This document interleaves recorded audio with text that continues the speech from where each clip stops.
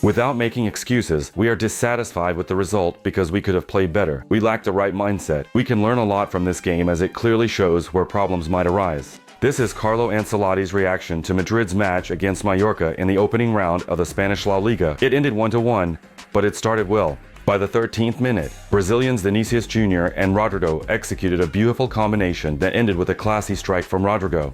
Here was Madrid's starting lineup. It seemed that after a confident victory over Atlanta in the opening round of La Liga, these guys wouldn't face any difficulties. But they did. Madrid conceded at the beginning of the second half and couldn't score any more. Not the best result. Let's keep our heads up and focus on the next match. It's a marathon, not a sprint. These were the words of Kylian Mbappe and Jude Bellingham after the match. But let's analyze how the team played overall. The best player was Rodrygo. He scored a beautiful goal, was constantly aiming at the goal, and generally looked great. We should also mention Thibaut Courtois, who had several confident actions, and the good work of Jude Bellingham and Vinicius Jr.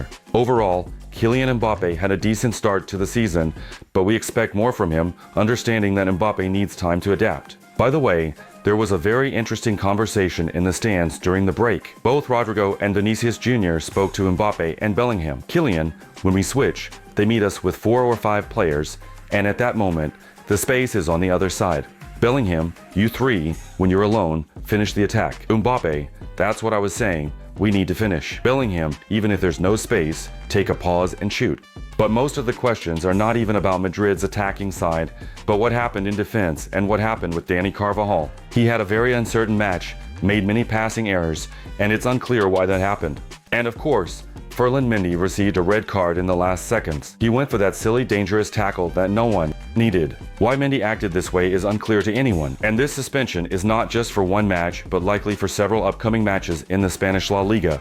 This is certainly a negative moment that happened right before the final whistle. However, maybe we need to calm down a bit. This is exactly what Carlo Ancelotti was urging when he was heading to the bus after the match. A familiar gesture, right. It was once used by Ronaldo when he addressed the crowd and asked everyone to be calmer. But write in the comments who you think was the best in this match and who had an unsuccessful game. Also, I remind you that I read all the news in a special app for Madrid fans. It's very convenient, comfortable, and quick to get information there. I recommend it. You can find the link in the pinned comment under this video.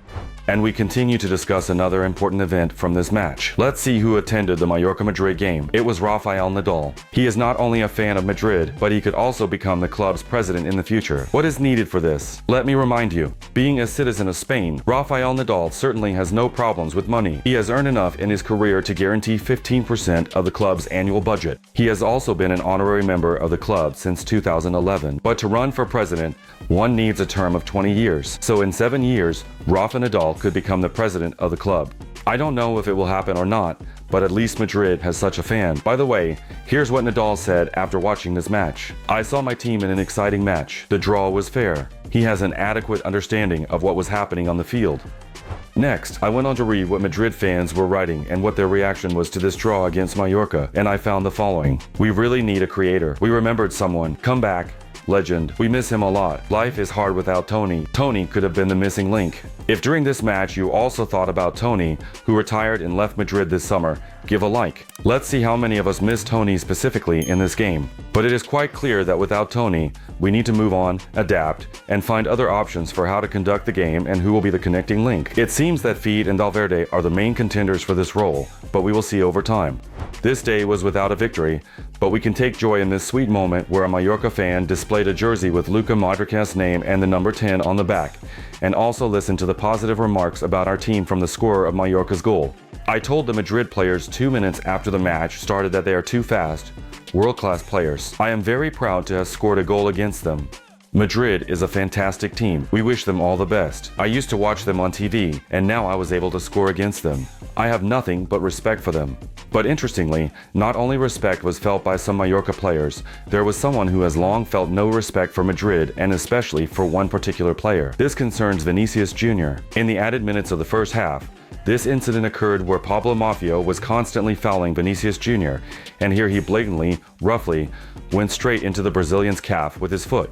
He definitely wasn't playing the ball. It was intentional, rough, and tough play, and here he only received a yellow card, but perhaps he even deserved a red. Vinicius Jr. was not injured, continued this match, and Pablo Maffeo, our good old friend, in quotes of course, but let's first listen to what he said. I apologize to Vinicius Jr for the foul. It was a yellow card, and I accept that. It was not intentional or violent. I have no issues with Vinicius Jr.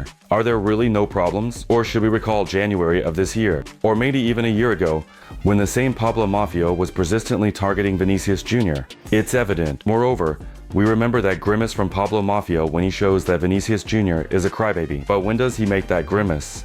After such a wild, hard tackle that happened in the previous match. This has been going on for years. This Mallorca defender Pablo Maffeo wants to injure Vinicius Jr. I have no doubt about it. And the fact that he is so gentle and fluffy afterwards indicates that they have a good relationship. He respects Vinicius Jr. a lot, but I think it doesn't mean anything. I think this hunt should be over, and this incident should be reviewed even after the final whistle. Not just in this match, but over the past 2 years, Maffeo has been targeting Vinicius Jr. for 3 consecutive matches. This is abnormal. Write what you think about this in the comments, and also subscribe to the channel. Our new season is picking up speed. Here, we support Madrid. There should be more and more of us. That way, it will be more enjoyable to experience the great victories that are sure to come soon. Super thanks feature. You can support me financially. If you have the opportunity, I would be very grateful. Additionally, watch other videos here on the channel. How Madrid prepared for the season and how they played the UEFA Super Cup match against Atlanta, in case you missed it. See you soon.